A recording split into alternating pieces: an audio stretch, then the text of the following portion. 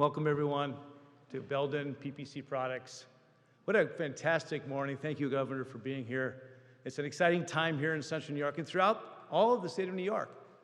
In my role as President and CEO of MACD, the Manufacturers Association, I get to see the investments in manufacturers and communities throughout Central New York and throughout actually the whole state. And it's an exciting time to be both a manufacturer and a community member. Here at PPC, they have an exciting future as well as a very important past. They're an award-winning global leader in connecting technology. What you're seeing here is provided to the entire world, right here from our community. And so many of the companies in our community are global leaders. I also have the good fortune of being the co-chair of the Regional Economic Development Council. I thank you, Governor, for really investing in this effort.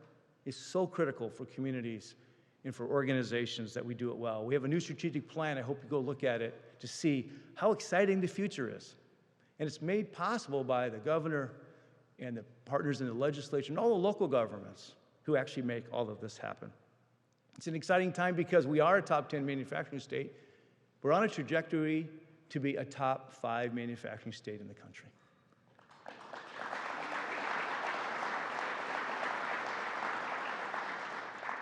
I'm not sure I ever thought I'd say that, but it's because of the investments being made. We were chosen by one of the top chip manufacturers in the world to come here.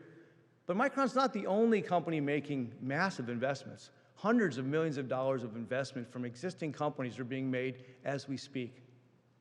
The future is very, very exciting. On a personal note, I've had a chance to work with the governor when she was in Congress as lieutenant governor and now as governor. And as a friend of mine and as our governor, I will tell you, no one works harder, no one cares more deeply, and no one is more passionate about the work that's done here. We share an institution of higher learning at SU. And it's really my pleasure now to introduce our governor, Governor Kathy Hochul.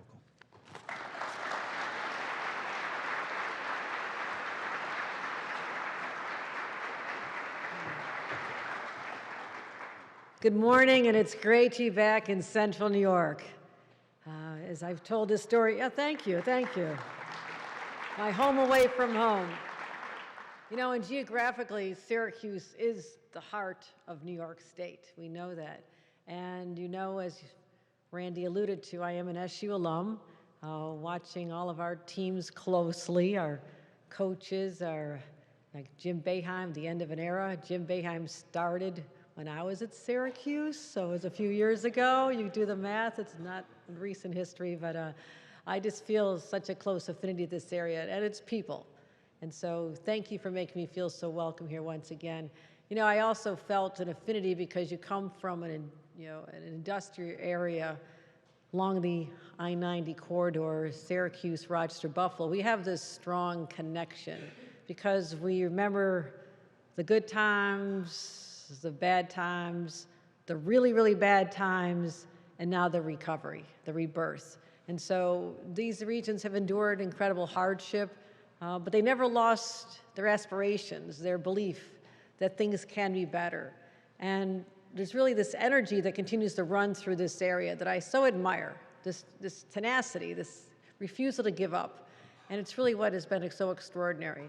So as I put together my fiscal year 2025 budget, there's a lot I want to talk about of what we're doing right here in Central New York and continue to lift the people up, the institutions up, the infrastructure up, and ways that we can make transformative. I also want to recognize, first of all, an incredible individual who's been championing our programs, economic development programs, our DRI programs throughout the entire state. Someone I consider a dear friend. Now let's give a round of applause to our Secretary of State, Robert Rodriguez. I want to also thank Randy Wolkin. We've known each other a long time. When I was lieutenant governor, I never missed any event that involved a shovel. or a ribbon, right? And you are at many, many of them. And, it just gives me this incredible sense of pride, whether we're out in our smaller communities, we're at manufacturing facilities like this great one here, or downtown Syracuse, just seeing the fact that, people like you never gave up either, and belief in the manufacturing powerhouse that this area was and will continue to be. So let's give a round of applause to Randy Wilkin, our co-chair of the Regional Council. Former co-chair is Robert Simpson, who's joined us again. Rob, thank you for all you do as Center State CEO. And again, it's such an important role you played, as well as many others, in helping us recruit Micron to this area. So that'll always be a real feather in your cap as well. So let's give a round of applause to Rob Simpson. A special shout out to one of my partners in government, our Assembly member, Brian Miller. I want to thank him for joining us here today. Thank you. And to all the elected officials who are playing hooky from their jobs. We have a lot of legislators who are in Albany. Brian, I won't tell the speaker to take attendance today that you're here, but this is important, and I want to thank you for that. Last month I presented a $233 billion spending plan. Now it's a lot of money, but it's also fiscally responsible without compromising on our ambition, and that's what the challenge is every single year. We prioritize growth, $6 billion more than the previous year, but the good news is we're not raising taxes, because this area has been hit too hard, in my opinion, and it has been a driver of people away from our state. So we have to be able to spend in a thoughtful way, a way that'll be impactful, but also not to put additional burdens on hard-working New Yorkers and their businesses. We also prioritize the right fights, we look for common sense solutions, and think about communities like Syracuse and Oswego and Rome and many others. And before I dive in the details, I just want to whenever I come here, I think about the future, but just the past and the Erie Canal and the inspiration that the Erie Canal gave all of us. It was an engineering marvel that is still studied today. And we know it wasn't far from here that someone sitting in debtor's prison, I think in Auburn, was Jesse Hawley. Anybody know the Jesse Hawley? Was it Auburn? Someone do the fact check. You can ask ChatGPT real quick if you want. You don't know if the answer's gonna be right or wrong, but you can check.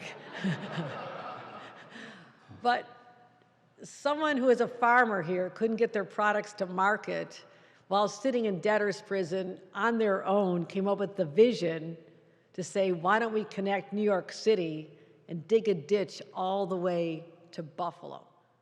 Transforming communities all along the way, including little tiny Syracuse at the time, and all the communities along it. I mean, they're spectacular communities. They're so charming.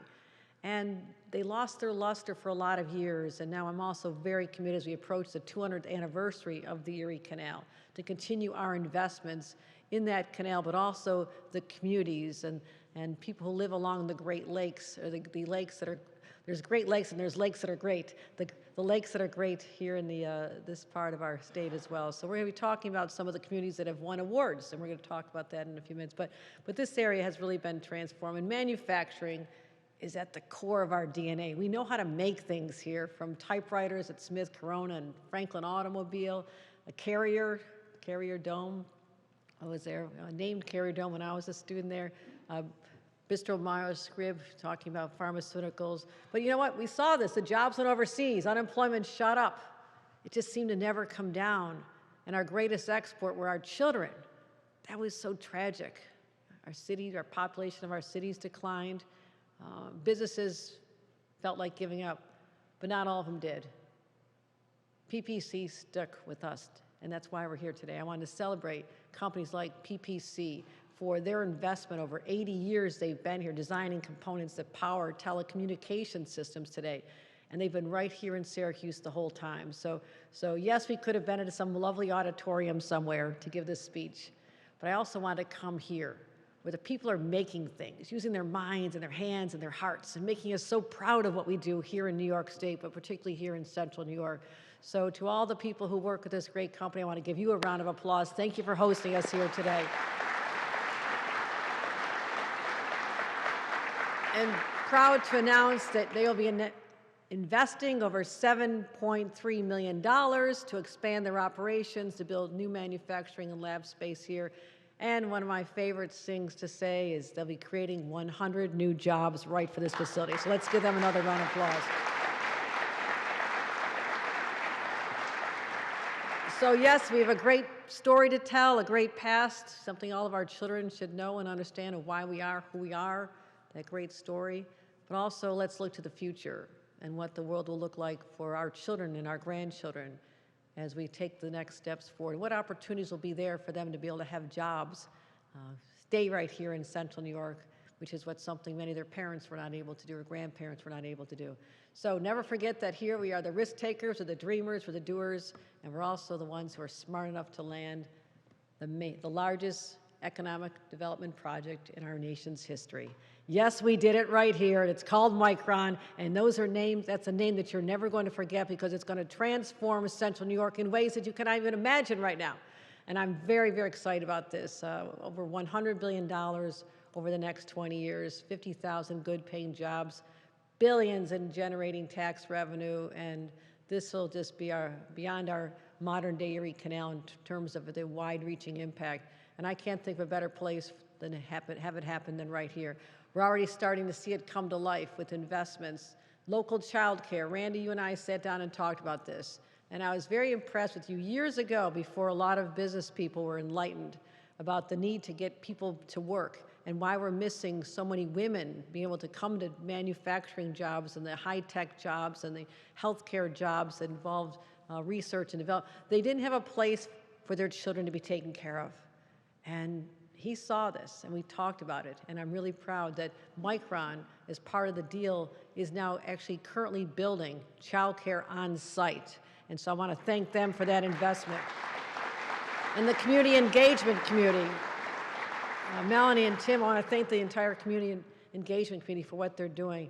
And this only continues to grow, and it'll also be built by the men and women of labor. And I want to thank Greg Lancet. I don't know if he's here, but Greg, I want to thank him for his role in making sure that this is going to be built with good-paying union jobs. And these semiconductor manufacturers is going to hire more and more people. It's going to help our businesses, large and small, and communities across the region are going to reap the benefits. So also, how we get the skills. Okay, now I promised the CEO of Micron that if they came here and didn't go to other states, that I would deliver the workforce they need. I said, they're smart. We've got great public institutions, great colleges, we have great grade schools, high schools. You have it all here. We have the talent, we have the desire, the hunger. And I promise to make sure they have the skills they need. So I am committing over $200 million for workforce development all along this I-90 corridor,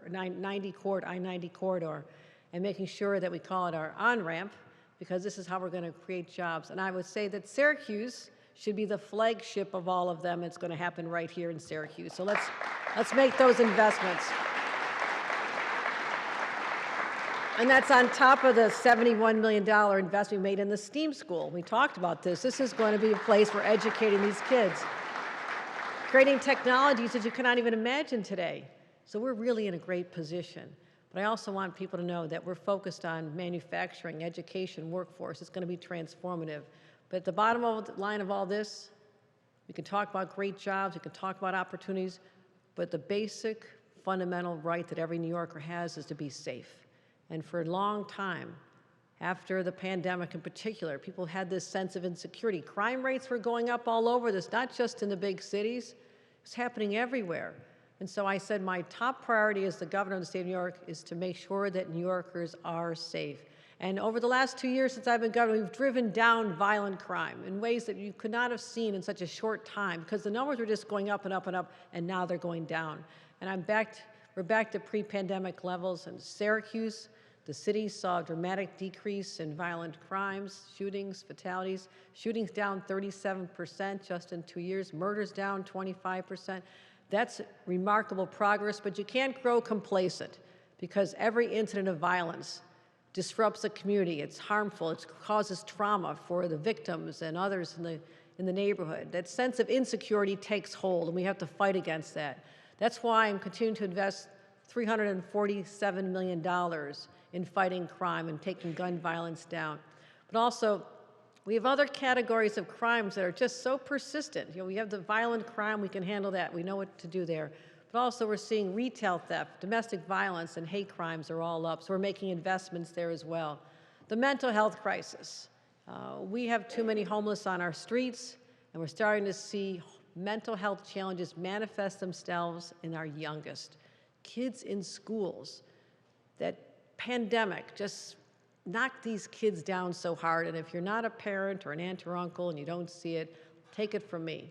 I've seen it in my own family members. It has been so hard, that isolation, that disconnection from the norms, that stability, or the services that kids were getting in a school that was gone for an important part of their lives, those fundamental years.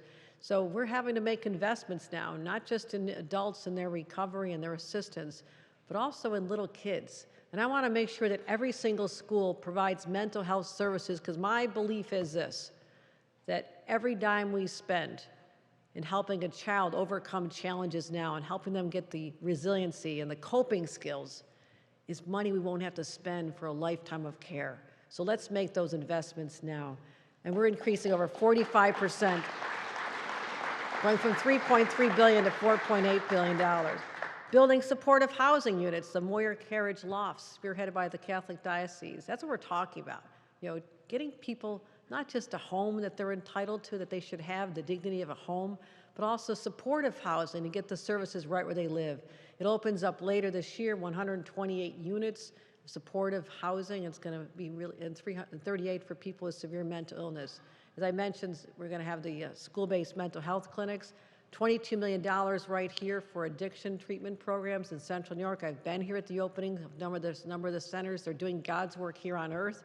The providers, the therapists, the psychologists, everyone who's involved in this are doing such important work for us. We find people on a path to recovery, so we're focusing on that. And also, and a lot of people don't want to talk about mental health and challenges, and there's one group of people that never wants to talk about it because of the stigma. And those are our men and women in law enforcement.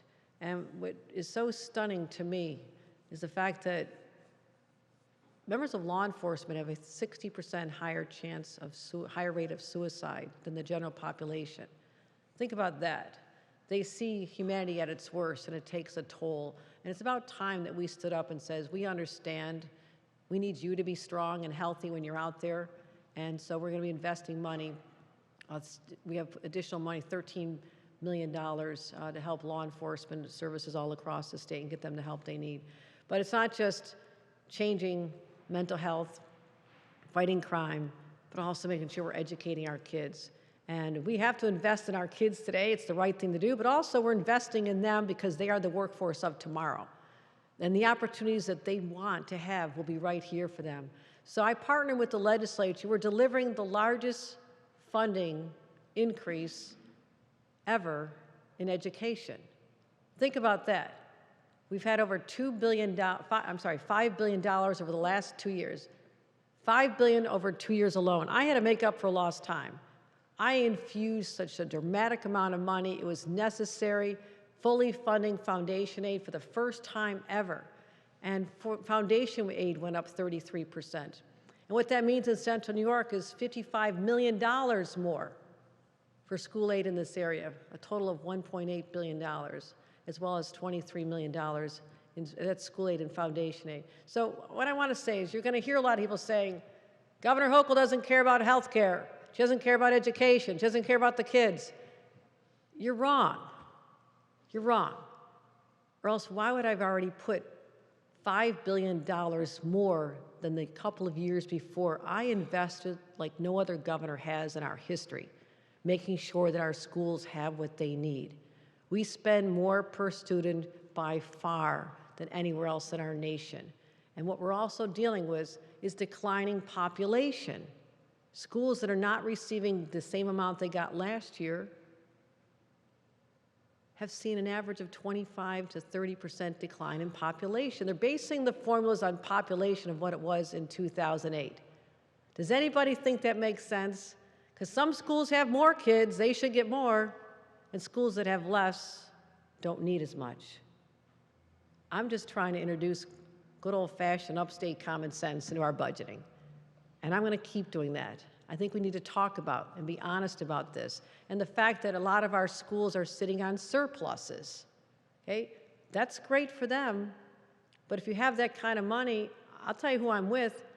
I'm with the kids, I'm with the teachers, and I'm with the taxpayers. So if you have surplus money, either spend more in the schools, give more to the teachers for their resources, or give it back to the taxpayers. That's all I'm talking about, my friends. That's all I'm talking about. We're also going to get back to basics when it comes down to getting rid of debunked theories on how to teach kids how to read. There was a strategy that started in some college years ago, and everybody thought that was the way you teach kids how to read. It was wrong. Our teachers said it was wrong, and nobody listened to them until now. We are going to go back to phonics. We're going to go back to the basics, and to make sure that teachers have what they need to transition back to the old way that worked, we're investing $20 million statewide into our kids and our teachers so they can have the tools they need to go back to this. When the kids finally get that great education, K through 12, let's launch them into great universities here in the state of New York. I still believe that our SUNY schools can and will be the best in the nation. That's our motto, Excelsior, the best, ever upward. And we're not there just yet. That's why I had to work for the last 2.5 years to overcome the lack of investment in our SUNY schools. We have $207 million for SUNY and CUNY and $1.2 billion for long overdue capital projects. We're talking about SUNY Cortland's communication studies facilities, $28 million, $42 million at SUNY Oswego to renovate Hewitt Hall, a building where Al Roker once roamed the halls, and also SUNY Morrisville. I know our president is here. Where's our president of SUNY Morrisville? Thank you for, that was $22.7 million to upgrade the lab space there as well. So we can do this. We can make these investments in the infrastructure of our schools, but let's not forget the infrastructure of our neighborhoods. They need to have clean water. They need to have functioning sewers. We need to have everything working well, or else it doesn't matter. And that's why investing in infrastructure is another cornerstone of our budget. $78.7 million to repair the roads. We're going to be bringing more traffic on these roads. Let me tell you, traffic is a good thing. You don't want to have roads that are never being used and are preserved forever. That means nobody's coming. There's no trucks bringing supplies. There's no construction going on. So I'm happy to have all that happen, but let's continue to repair the roads. And so we'll improve the roads and bridges. $52 million for Central New York Regional Transportation Authority, a 5.4% increase. To make sure you can give that a round of applause if you like. And all of this on top of our ongoing work on the I-81 viaduct project, a $2.2 billion project. And I'm so excited that this is probably the most important infrastructure project Syracuse has seen in a century. And number one, we have to right the wrongs of the past. Finally, once and for all, to reconnect neighborhoods that were torn apart by the creation of a highway that, in my opinion, was there. No one cared about the people who lived there. Same thing happened in the black and brown communities of Syracuse. It happened in Albany. Nobody cared about the people who lived there. And the black citizens there didn't have political empowerment. They didn't have mayors who listened to them. They didn't have city representation on city councils. It just happened. But I say no more. Enough injustice has been done. It's time to right the wrongs of the past. And this project, and I'm really very proud that the courts have stood with us to say, yes, you have studied this and studied this and studied this. You've done everything you can. Let's get moving because they've been denied too long. And I want to restore walkability. I've been down there so many times. I was a student at Syracuse. I never understood why students never crossed that line into the neighborhood and went to little restaurants and connected with the communities, because there was a highway there, a visual reminder that there's us and there's them. No more, it's us together. It's us together, and that's the unification that's been too long overdue because of litigation and fights. And now the funding's there, the political will is there, the support from the courts is there, and we're going to get this done. So I'm really, really excited about this. I really am. And this is going to be something that has to happen soon because we have to make up for lost time. I mentioned the Erie Canals earlier as we approach that anniversary. I think about new infrastructure, old infrastructure. Central New York is home to the longest running, still intact portion of the Erie Canal. And I want to make sure that these communities remain vibrant. Now, I don't know if I've told any of you this story, but I took a boat trip from one of the other Great Lakes, Lake Erie, along the Erie Canal, through the locks at Lockport. Anybody ever do that? Okay, it's not for the faint of heart. You drop 60 feet and you're holding on for dear life and you hope you don't fall in, but I've always been a risk taker. I probably wouldn't be standing here today. We took it all the way to the Seneca Canal and went down to Cayuga Lake. And we went down to some wonderful communities. It was a very windy day. And is Mayor of Aurora here by chance? How are the docks feeling these days? It was kind of a windy day. I tried to land it safely. I really did. I didn't mean to hit the docks so hard. Hopefully they're okay. But allowed me to dock and walk into your beautiful, beautiful community. And so I am one who loves the canal. Every community along it matters. And if you don't live along it, you live close enough to go ride a bike along it, take your kids for a hike, tell them about the history of the people who built it. Hundreds of people died of malaria, believe it or not. I mean, it took its toll on a whole community, but people didn't give up. We talk about how hard it was to build during a pandemic. Imagine digging a ditch through winters and the cold of upstate and keep going through the summers and getting it done in almost no time at all and changing the trajectory of our state and truly our nation. So we're going to make sure that these canals are there for future generations to enjoy and to celebrate. So we're committing $50 million to repair the locks and the dams and improve resilience along there. And you'll see the benefits. And I'll go out there and make sure they're doing it right. I'll just have to go test it again. We also have great canal communities like Chittenango and Canastota, and the region is home to the most extraordinary state parks around here. We have amazing state parks that must be protected. And so we have $200 million that we're putting toward our state parks. The Selkirk Shores State Park, Green Lake State Park, Clark Reservation State Park. We're going to keep it going. But also we're embracing the future. We're going to have EV charging stations, electric vehicle charging stations at Green Lakes and Clark Reservation, so people can embrace the future and go to their parks and not worry about how they're going to charge. So we're doing that. And also making sure that our parks are safe. We had a horrible situation of a little girl kidnapped at a state park a few months ago, and I want to make sure that every state park has security cameras that can identify vehicles that come and go, so we can help law enforcement if that ever happens again. As we think about Syracuse, it's hard to not forget one of our great treasures, and something that gives us hope during these winter months is that the state fair is just around the corner, sort of. I look forward to going back. I'm always delighted to hear what the butter sculpture is. Who, by the way, decides what the butter sculpture is going to be? Are they here? I was just curious if I ever have a chance to weigh in on that. I think it's brilliant. I think it's one of the most exciting things. And I love the state fair. I've been going since I was a kid, took my family as well. So we're going to make sure that we continue investing in it, $14 million to make sure that it's maintained, and the infrastructure that we've changed in the last couple of years is going to be there for a long time. So let's talk about enjoying the state fair. And one of the last few things we have to talk about is with all these great things going on, businesses coming, people want to stay, people have discovered us, the supply chain for Micron, all the other businesses, and PPC expanding, 100 new people. Where are they going to live? For the longest time, upstates had many advantages: great schools, low-cost power, affordable housing, plentiful housing. No one says that anymore. Now, if you're already sitting on a house, the values are going up, God bless you, that's great. If you're a young person, just graduated from school and you want to get out of your parents' basement once and for all, where's that little starter home for you and your young family, or where's that first apartment going to be? What about community people who've already lived here a long time, or people who've downsized, they don't want to have the house in the suburbs, they want to be back downtown with others and engage the energy that a downtown brings. If we don't build enough housing, we're missing on the opportunity to reach our full potential. And I believe that to my core. I never thought when I was growing up that that'd be a barrier to our success. To me, that's the only thing standing in the way. So last year, I was the first governor since Rockefeller, and this is not my words, but the New York Times, I'm the first governor since Rockefeller to actually talk about housing. Talk about it, because yes, it becomes very controversial. And people thought we'd walk away after last year and didn't get any home runs.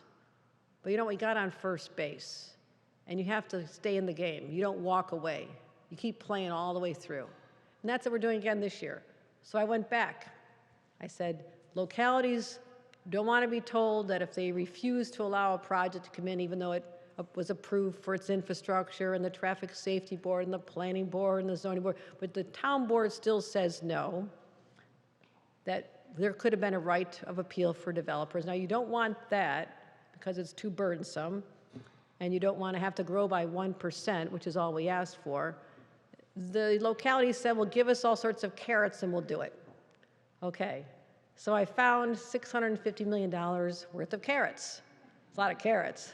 And I said, now I'll put money for downtown revitalization and many of our Main Street programs, our New York Forward, I'll bundle it all together. And when you declare that you are a pro-housing community, by literally going online and downloading a form and having your legislature approve it, and that you'll meet standards, you'll be embracing growth, that if you do that, then you're eligible. So how does that sound? So I'm willing to test that theory. So if there's any elected here who knows how to download a form, if you don't, I can mail it to you. There's nothing stopping you from joining this. And I'll tell you this, in a year or 2 or 3, when you say, how come we're not getting selected for these projects? Because you decline to be part of solving the problem. That's a choice you can make on behalf of your constituents, or you can be with those who are saying, we want to be part of solving this. And we want people to come to our community. Our community is important. We don't want it to atrophy, because people won't be coming here if we don't build more housing. So that's why I talk about housing a lot. It's a right that people have. They have the dignity of a home, but it's also something that is important to our economic growth, as I have to tell Micron where their 50,000 workers are going to live, okay?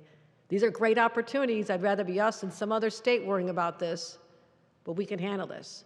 And so we talk about this. Syracuse, has a rental problem. Half of Syracuse residents are considered cost burden. They spend at least 30% of their income on housing. Now, I'm going to go real back to basics I learned at Syracuse University, economics class. Supply and demand. Now, if we build more apartments in Syracuse and in outlying areas, the prices will go down, right? More supply, you meet the demand, then all of a sudden the prices go down. But when there's limited supply, they can charge whatever they want. That's what I'm fighting as well. That's what I'm fighting. So I want to make sure that we can stop the strain of it. And also our rural rental programs. I mean, it's hard to live in some of our really tiny rural areas. They're charming, places people want to live. But we're going to make sure that we can provide 1,000 units for low-income housing in those areas as well, and affordable housing. And rural New Yorkers, central New Yorkers feel like they've been ignored too long. So we're going to do this. We have a $25 billion 5-year housing plan. We can build 100,000 units. That's great. I'm putting $500 million into using state-owned land wherever we can, 15,000 units. But do you hear all those numbers? $25 billion of state dollars gets me 100,000 units. We need 800,000. I could use 100,000 in central New York. So we need to remove the barriers that stop developers from being able to build. And we have to just say, with intentionality, we can get this done. So I'm encouraging communities to step up for the pro-housing designation, and I'll be happy to process your forms as quickly. And also, we get to talk about poverty. And this really breaks my heart.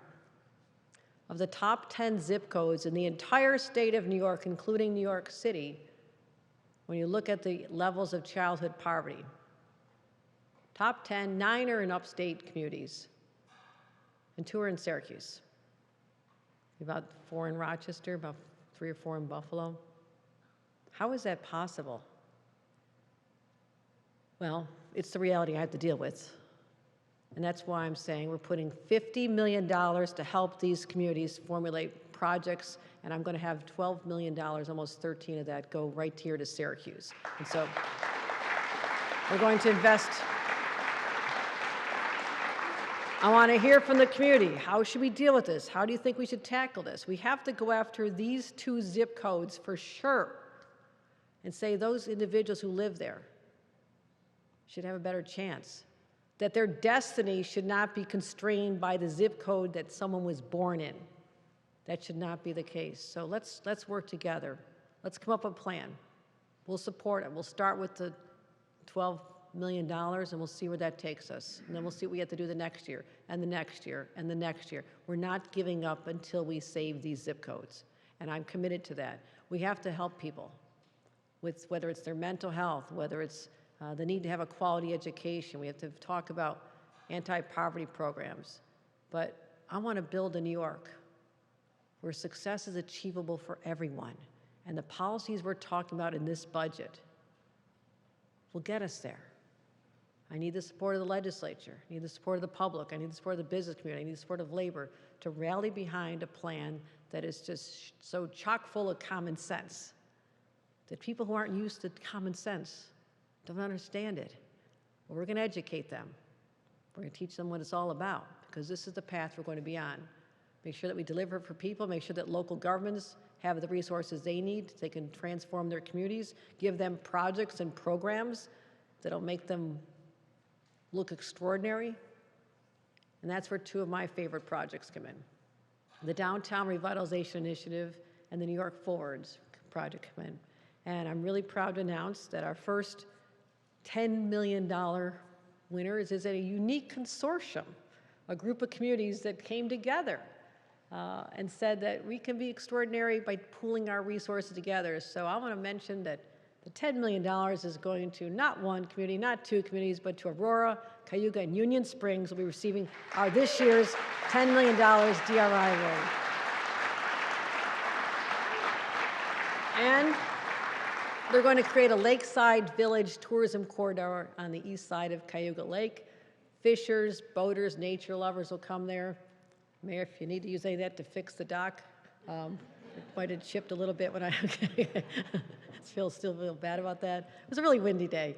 But they'll invest this award to expand recreational opportunities all along the waterfront. I mean, this is a God's gift to us. This waterfront is so incredibly beautiful. New agritourism attractions. Let people who are not familiar with this beauty come from other parts of the world, parts of our state, to come and explore. And also the historic buildings are spectacular. And sometimes they need a little facelift. They need someone to invest in them. And so I'm really proud of that. So congratulations to Mayor Donald Wilson of Cayuga, Mayor Robert Thurston of Union Springs, and Mayor James Orman of Aurora. So congratulations to all of you.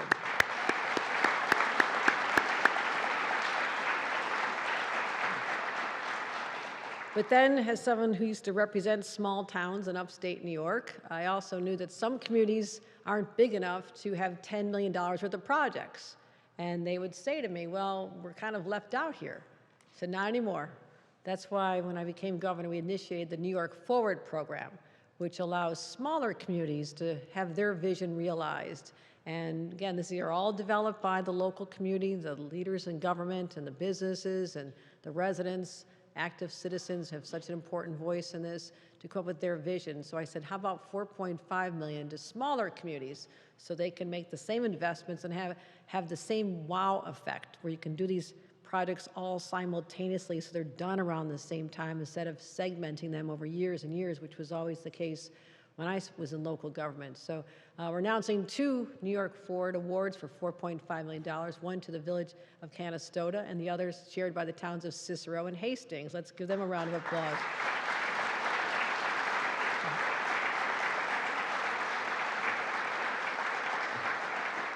Canastota wants to create new retail opportunities for local dairy farmers, which, as a member of my family, all my family members in Ireland are dairy farmers. I'm big on dairy. That's why I work so hard to bring new dairy opportunities for us here, so I support that. Also, the International Boxing Hall of Fame, which I've been to a number of times. I've popped in for their annual awards ceremony. I actually saw the, I don't know if it was Foreman and Ali, the great boxing match in Madison Square. Was it Foreman and Ali? The boxing ring was there. They brought it from Madison Square Garden. It was sitting right there, and they let me stand in it. So I was like, so I like these kind of things.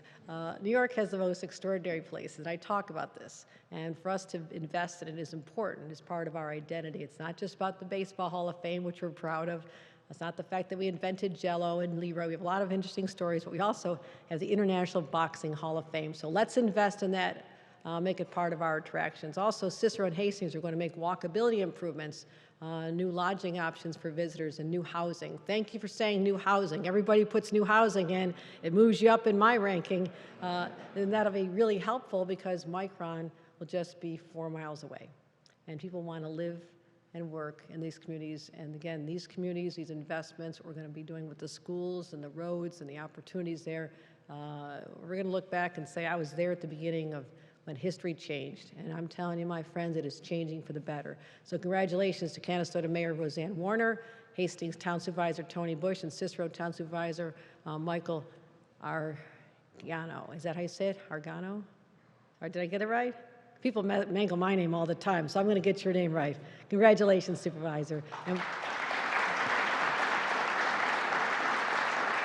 so I just want to say, with these programs, with these investments, with this vision, I can just tell you, as someone who's been coming here since I was an 18-year-old, full of hopes and dreams and a future full of uncertainty, I was able to live my dreams starting out here in Syracuse, Central New York, and I want everyone else who's proud to call themselves a New Yorker, but also a Central New Yorker, to have that same sense of awesome possibility and to be able to achieve all their dreams as well. So congratulations to everyone. The best is yet to come. And with that, thank you very much. I want to thank all of you for attending, but I want to call up our Secretary of State just to let us give some closing remarks because he is the driving force behind the DRI and the New York Board. But we'll just give a couple of reflections. Our Secretary of State, Robert Rodriguez.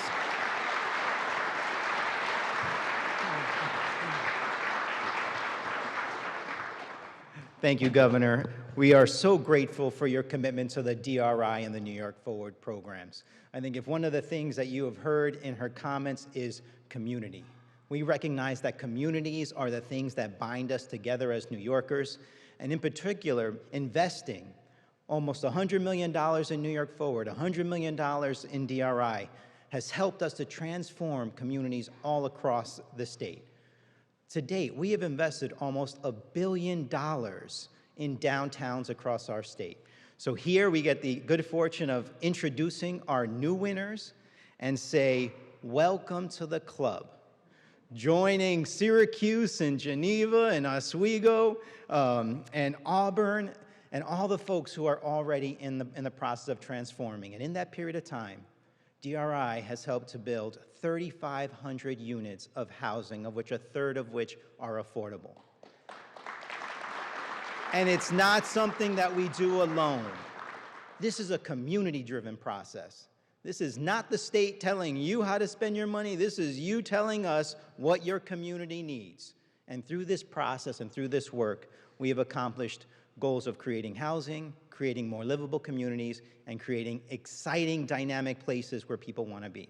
So thank you all for the opportunity. The work begins now, but we are very happy to present these checks and these awards on your behalf as you all begin your transformations. And we'll be with you every step away at the Department of State to bring you to fruition, and the governor will be there to cut the ribbons and to put in the shovels to make sure that we get our jobs done. Thank you.